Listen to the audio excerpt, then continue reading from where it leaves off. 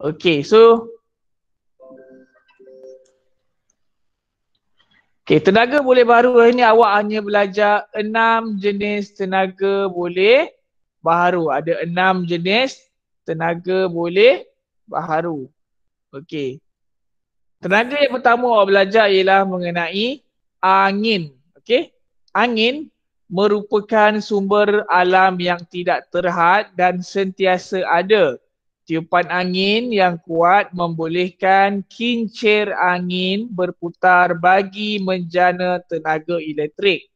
Okey.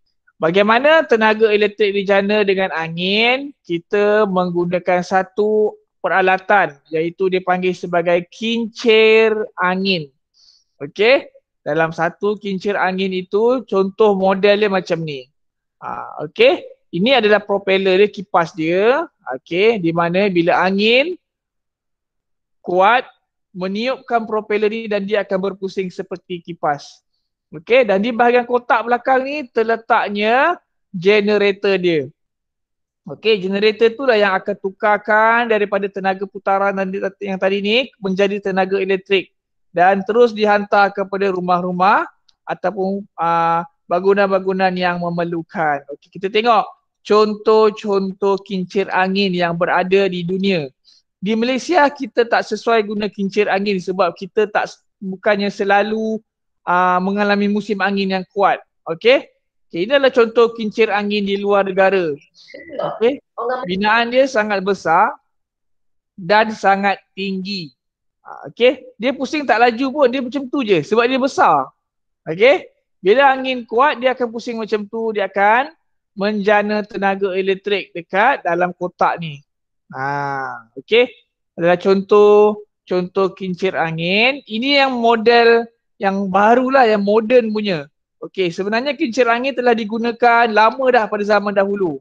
Kalau awak jumpa yang macam ni, ini adalah digunakan untuk menjana elektrik sebab dia yang moden punya.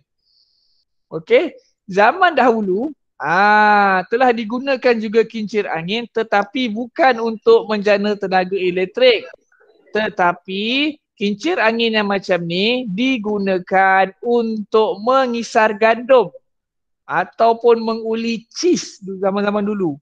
Okey, sebab dia tak ada tenaga elektrik nak kisar gandum, bijiran gandum tu nak jadi tepung. Jadi dia buatlah kincir angin yang boleh gerakkan gear dalam tu supaya boleh berputar mesin dia. Okey. Itulah dia kincir angin zaman dahulu dengan zaman sekarang. Zaman sekarang kita guna untuk menghasilkan tenaga elektrik, tapi zaman dahulu digunakan untuk memproses makanan, gandum, keju dan banyak lagi. Okey, kalau awak tengok, kalau yang zaman dahulu punya, dia sangat besar tiang dia. Dan dia tak boleh tinggi sangat pun. Sebab terbatas. Dulu-dulu tak ada kren yang tinggi macam sekarang. Okey? Sebab itulah dia tak boleh tinggi. Okey. Seterusnya, tenaga boleh baharu yang kedua ialah, okey, kita tengok ni, bagaimana kincir angin berfungsi. Okey, bagaimana kincir angin berfungsi. Okey, ini angin. Di sini adalah angin. Angin akan meniupkan propeller dia ni ataupun bilah kipas dia ni untuk menggerakkan generator yang ada dalam kotak belakang ni. Okey? Dan generator ini akan menukarkan tenaga kinetik ataupun tenaga putaran daripada turbin ni untuk menjadikan tenaga elektrik dan untuk diagihkan kepada rumah-rumah ataupun kilang-kilang. Kalau soalan tanya awak, adakah tenaga elektrik dihasilkan daripada kipas ni? Jawapannya tidak. Tenaga elektrik dihasilkan melalui generator ataupun penjana dia. Kipas ni sebagai salah satu kaedah untuk mengumpulkan angin. Nak kumpul angin bagi berpusing, baru kita pas dekat generator. Generator ni barulah boleh hasilkan elektrik. Okey? Okey, ini adalah cara-cara untuk mendapatkan elektrik daripada angin. Okey? Seterusnya kita boleh juga mendapatkan tenaga elektrik daripada matahari. Okey, matahari ataupun kita panggil sebagai sistem elektrik solar. Okey, cahaya matahari merupakan sumber tenaga utama. Tenaga yang boleh diperoleh daripada matahari dikenali juga sebagai tenaga solar. Tenaga solar boleh ditukarkan kepada tenaga elektrik dan juga tenaga haba. Okey? Tenaga haba yang saya maksudkan di sini ialah awak perasan tak kalau awak pergi ke rumah-rumah yang besar, okey, kalau awak pergi ke rumah-rumah yang besar, dekat atas bumbung dia ada satu panel solar 4 segi. Perasan tak? Lepas tu atas panel solar dia tu macam ada satu tangki dekat situ.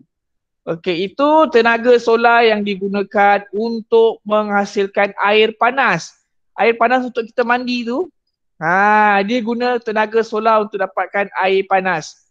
Kalau tak ada benda tu pun boleh, awak cucuk plug je. Yang macam mak awak pakai dekat rumah tu, itu pakai elektrik sepenuhnya lah. Jadi bil elektrik nanti akan tinggi.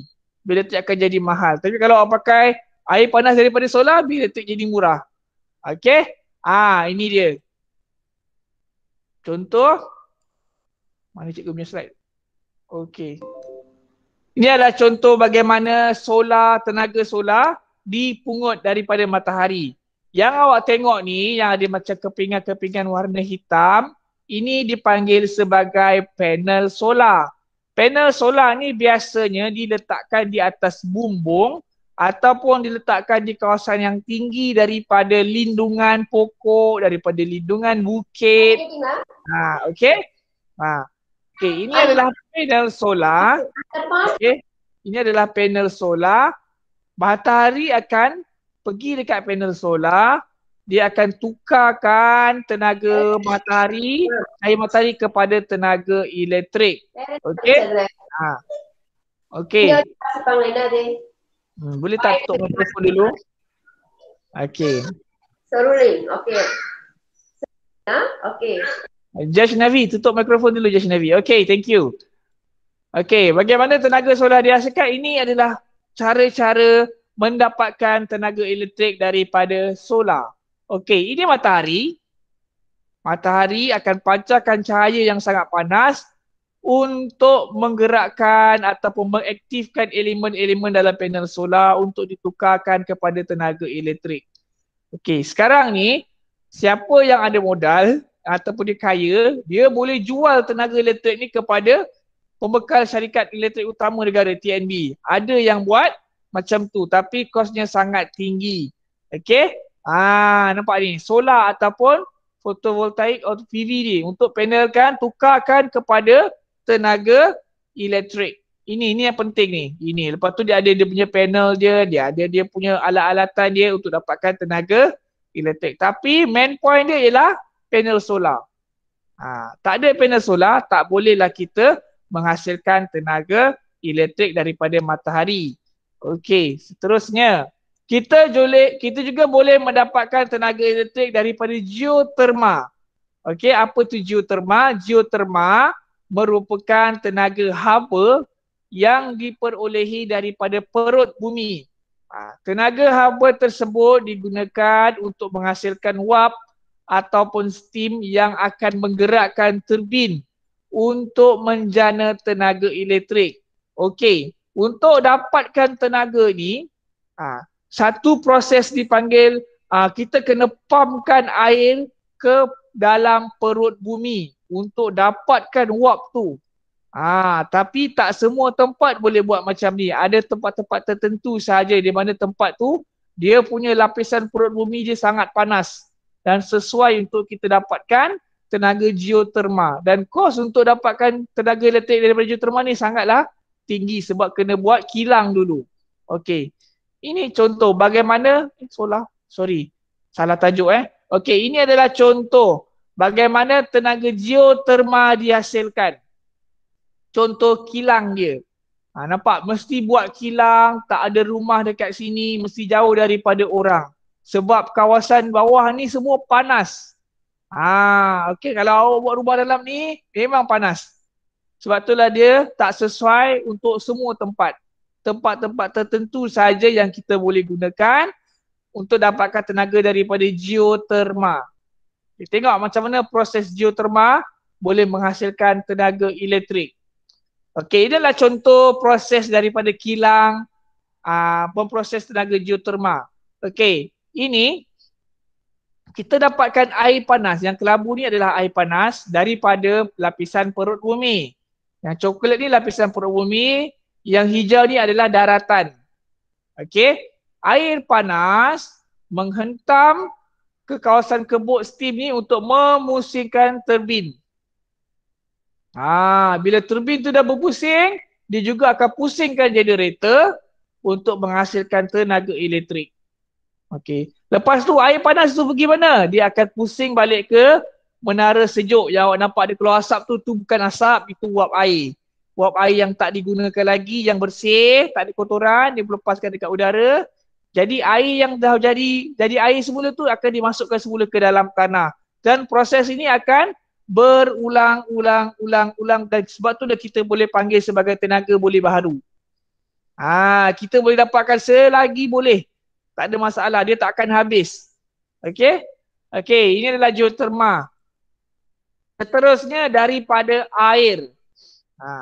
Sumber air yang berterusan membolehkan empangan dibina bagi menjanakan tenaga elektrik melalui stesen jana kuasa hidroelektrik. Okey, tenaga ini dikenali sebagai tenaga hidro. Di Malaysia, kita dapatkan tenaga elektrik majoritinya daripada sistem hidroelektrik. Di Malaysia kita ada dua empangan besar yang paling besar dekat dunia. Paling besar dekat Malaysia ada dua. Satu empangan Tasik Kenyir dekat Terengganu. Satu lagi empangan Bakun dekat Sarawak. Itu adalah empangan yang terbesar untuk negara Malaysia. Empangan Kenyir ni dia ada 3 buah negeri kat kawasan tu. Dia boleh merangkumi 3 buah negeri. Punyalah luas. Okey? Nanti saya tunjuk awak empangan Kenyir macam mana. Okey. Ini empangan Kenyir. Ini adalah gambar empangan Kenyir. Nampak? Ini empangan dia punya tinggi. Macam gunung dia buat empangan. Nampak? Ini adalah kawasan bukit yang telah. Ini adalah kawasan yang tak ditenggelami air. Ini kawasan yang dah ditakuk air. Nampak tak berapa tinggi air ni? Kalau siapa jatuh dalam tasik ni memang tak dapat hidup lagi dah. Okey? Siapa nak tanya soalan tu? Kenapa Amira?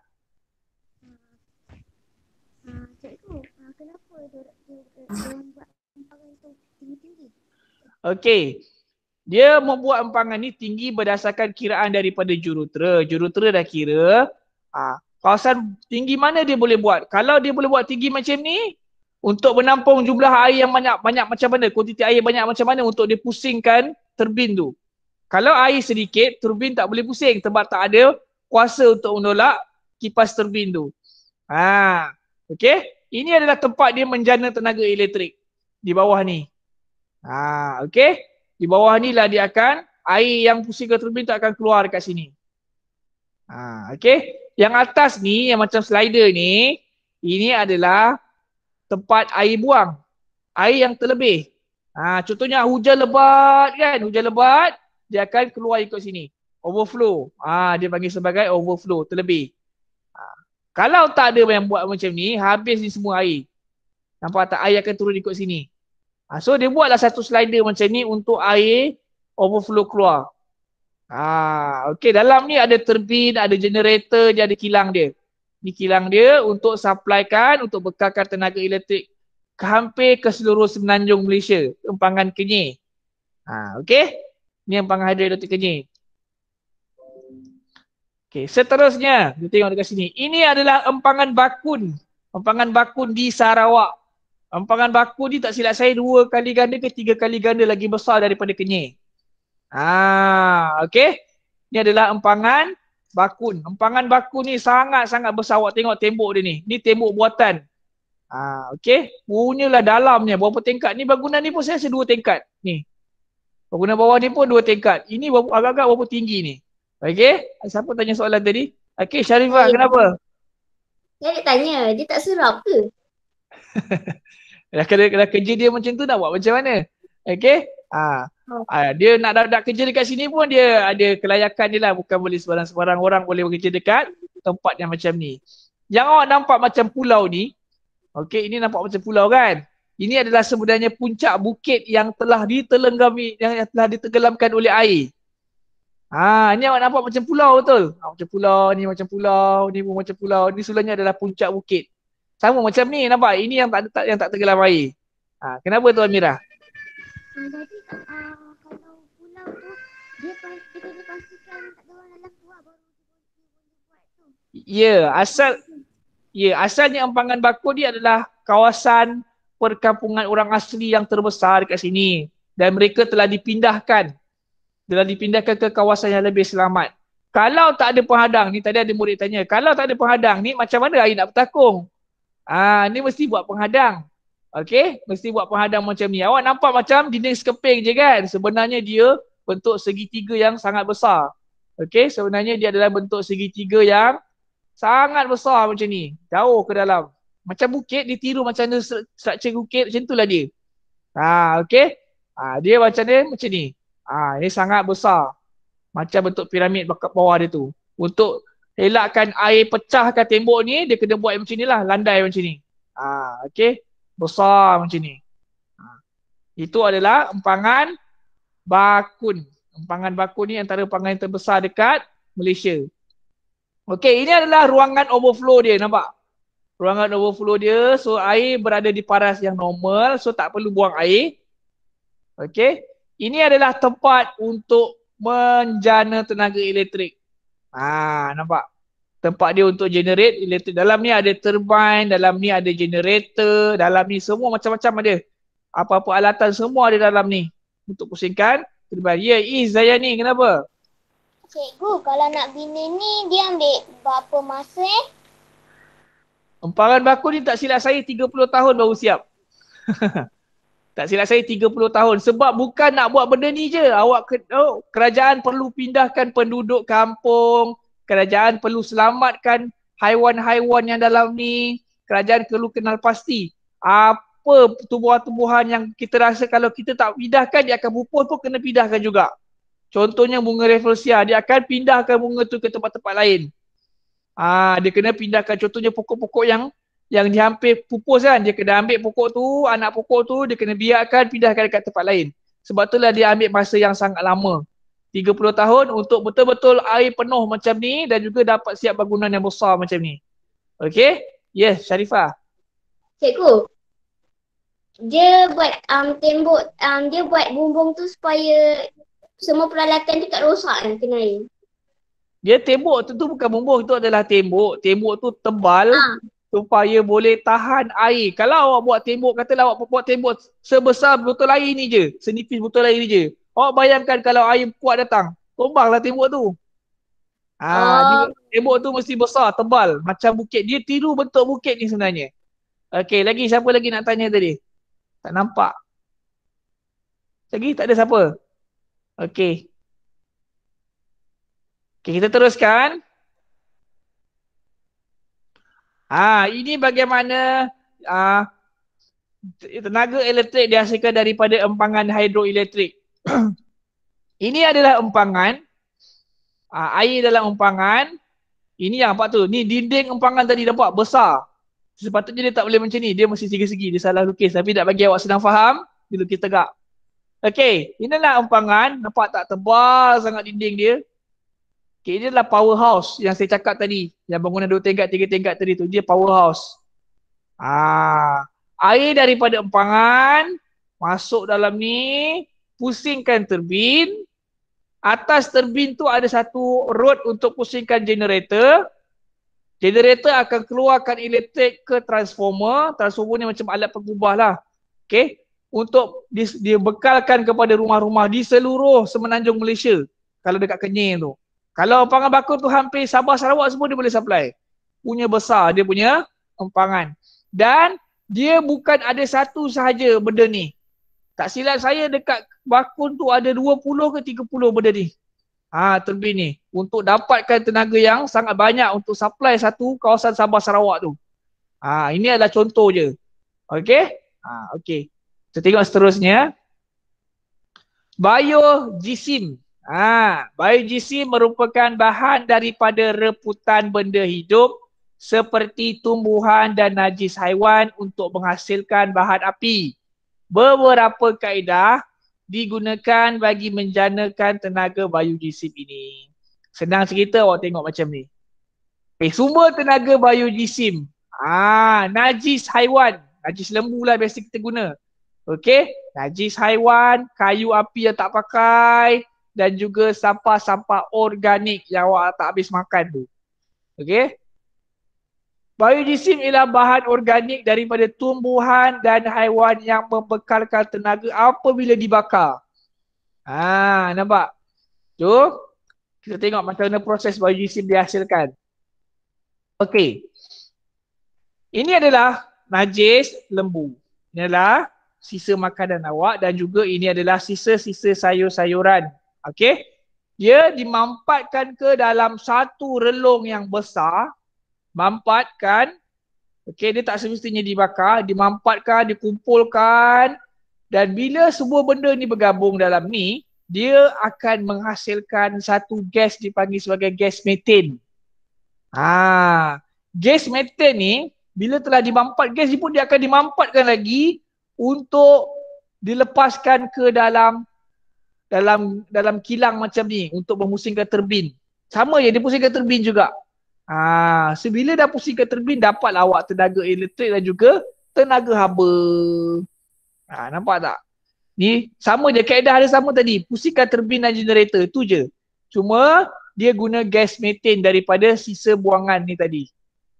Okey? Okey. Satu lagi tenaga boleh baharu kita panggil sebagai tenaga ombak. Okey, tenaga ombak ataupun ombak laut yang kuat mampu menjanakan tenaga elektrik melalui turbin yang diletakkan pada stesen jana kuasa. Stesen jana kuasa untuk ombak ni di tengah-tengah laut. Siapa yang kerja sini digaji banyak ni? Okey, stesen jana kuasa dia ada dekat tengah-tengah laut dan berisiko tinggi. Okey, ini adalah contoh turbin yang diletakkan di tengah-tengah laut. Dalam ni ada orang duduk ni. Okey, dalam ni ada orang duduk. Macam mana nak sampai sini? Helikopter. Okey? Helikopter hantar pekerja masuk dekat sini. Kerjalah sini. Berapa bulan sekali baru balik. Okey? Okey, seterusnya. Kita tengok gambar. Izayani, kenapa? Kenapa tak guna bot? Kalau guna bot nak naik atas ni macam mana? Tinggi. Okey? Okey, seterusnya. Okey, macam mana nak dapat tenaga ombak? Yes, bila arus ombak tu ada arus. Arus tu yang akan pusingkan kipas ni, turbin ni. Okey, dalam turbin ni dalamnya ada generator. Dalamnya ada generator untuk dapatkan tenaga. Ini wire dia, nampak kabel dia. Okey, kabel ni akan ditarik sampai ke darat. Okey. Kepentingan tenaga boleh baharu. Ada 4 kepentingan tenaga boleh baharu. Okey. Dia boleh mengurangkan penggunaan tenaga yang tak boleh baharu. Kita ada tenaga yang tak boleh baharu dekat Malaysia pun ada. Okey, boleh menjana peluang pekerjaan. Mengurangkan kesan rumah hijau dan boleh memberikan udara yang lebih bersih. Kita tengok dulu. Kenapa dia boleh kurangkan penggunaan tenaga tidak boleh baharu? Okey. Penggunaan tenaga boleh baharu dapat mengurangkan penggunaan tenaga tidak boleh baharu seperti petroleum, gas asli dan arang batu. Ada satu lagi tenaga tak boleh baharu, apa dia? Nuklear. Nuklear adalah salah satu tenaga yang tidak boleh diperbarui. Okey. Ya, kenapa Sharifah? Gas asli tu apa? Okey, jadi saya cerita apa tu gas asli. Okey. Apa itu tenaga tidak boleh baharu? Kita ada gas asli, kita ada arang batu, kita ada petroleum dan kita ada nuklear. Nuklear ni bukan untuk buat bom je tapi dia boleh menjana tenaga. Okey, gas asli ni kita dapat daripada kerja-kerja cari gali petroleum. Okey, orang ni kerja offshore ni biasanya akan buat kerja-kerja cari gali dekat laut ataupun dekat darat.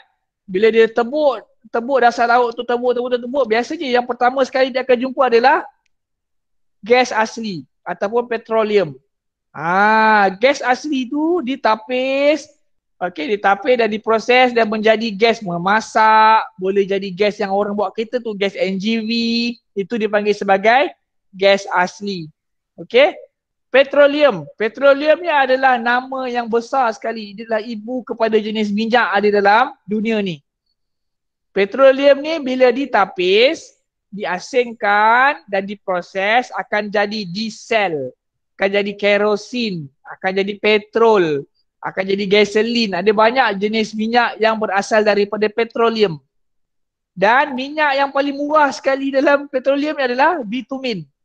Bitumen tu adalah yang warna hitam pekat tu yang biasa orang guna untuk buat jalan. Bila biasa orang nak tar jalan kan orang akan simbah cat hitam betul.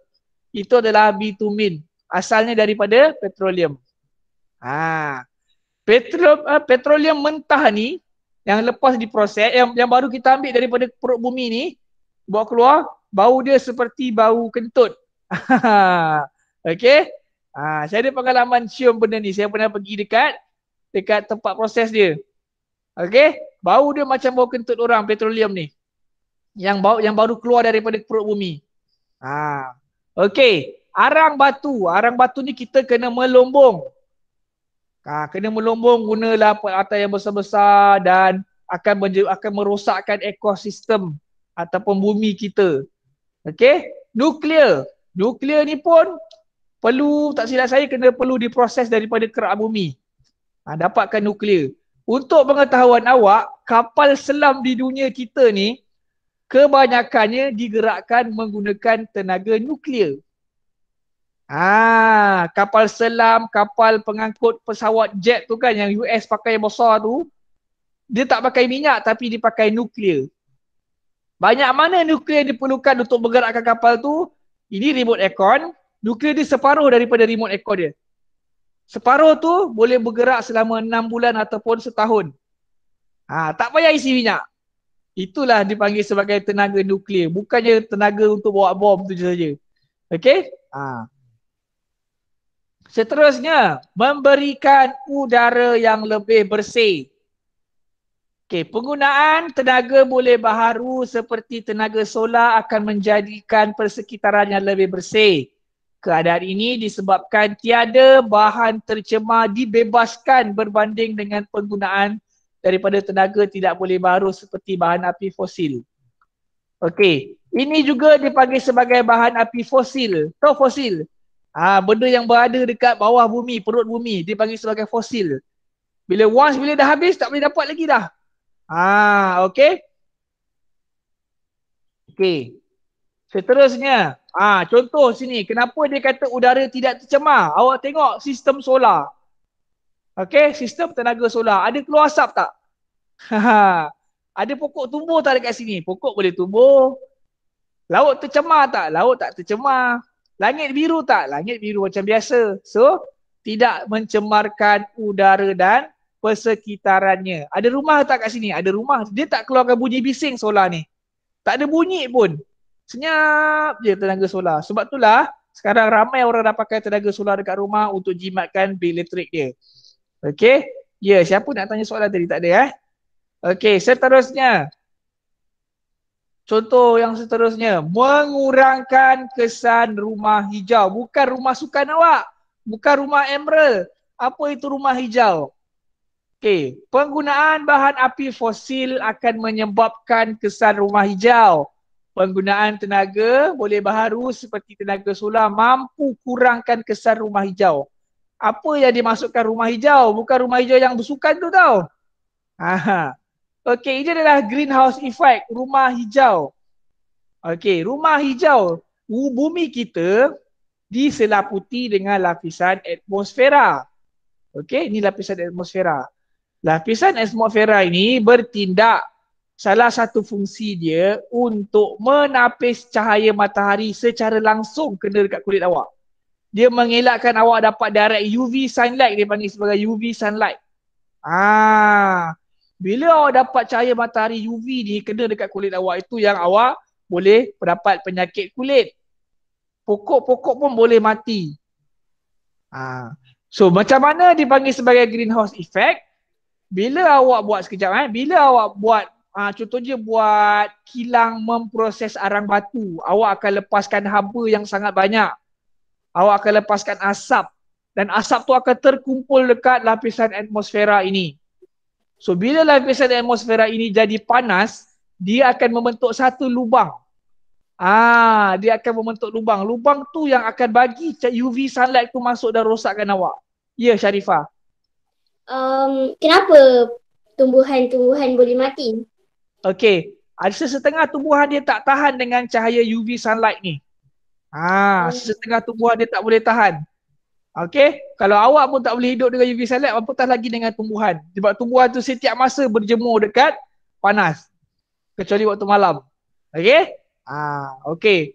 Greenhouse effect ni ataupun kesan rumah hijau berpunca daripada haba yang terkumpul dari dekat lapisan atmosfera yang boleh membentuk lubang-lubang supaya cahaya matahari tu masuk tanpa tapisan.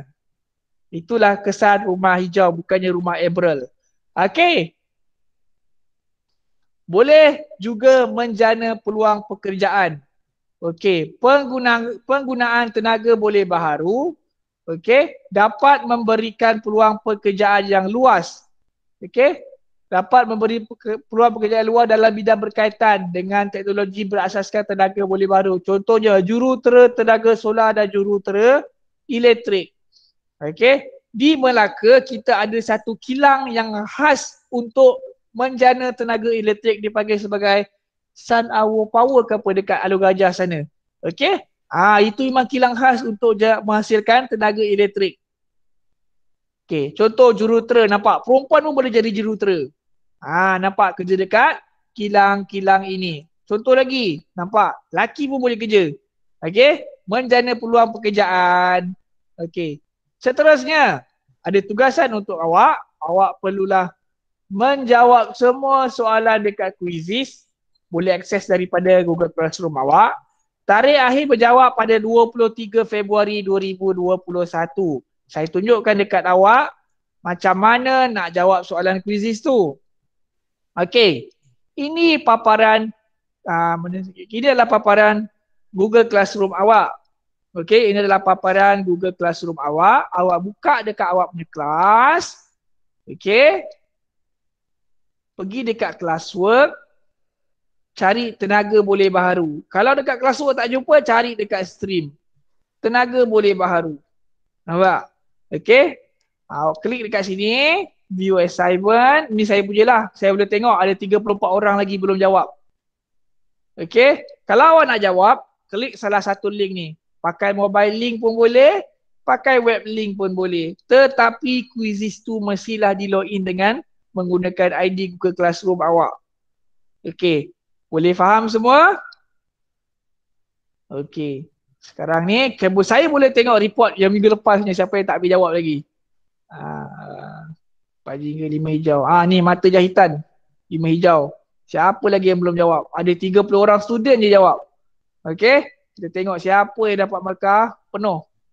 Vino Rasini 2 kali menjawab baru dapat markah penuh. Okey.